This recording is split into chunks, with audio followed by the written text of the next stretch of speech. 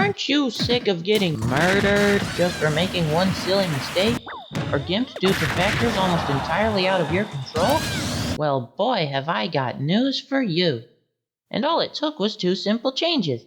For one, there's no more hit lag. And for 2, instead of first climber helplessly flinging themselves 80,000 feet into the air, they just sort of don't. Changing this was something I discovered by complete accident.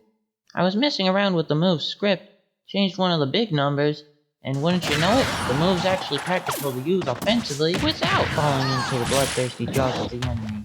Why remove the hit lag, you ask? Well, it was the culprit behind nonsense like this.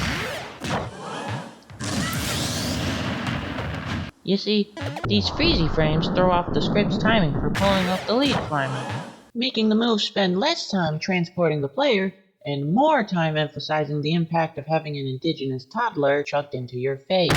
Sure, you're robbed of up to half of your intended vertical gain, but man, laning that up B sure was satisfying, wasn't it? Totally worth it. Drawing the freeze frame serves as a buff to the move's offensive prowess too, giving opponents no time to DI or even realize what just happened. What's more, it is also hilarious to see them immediately explode at high enough percent.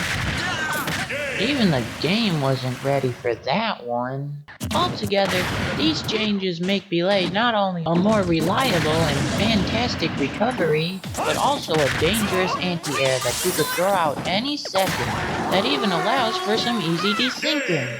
Don't get carried away though. The risk is still high, it's just not obscenely high anymore. So you'll only be losing an early stock to random jank 1% of the time, instead of 5%. As such, I'll expect to see ice climbers rising at least 35 places on the new tier list. You're welcome.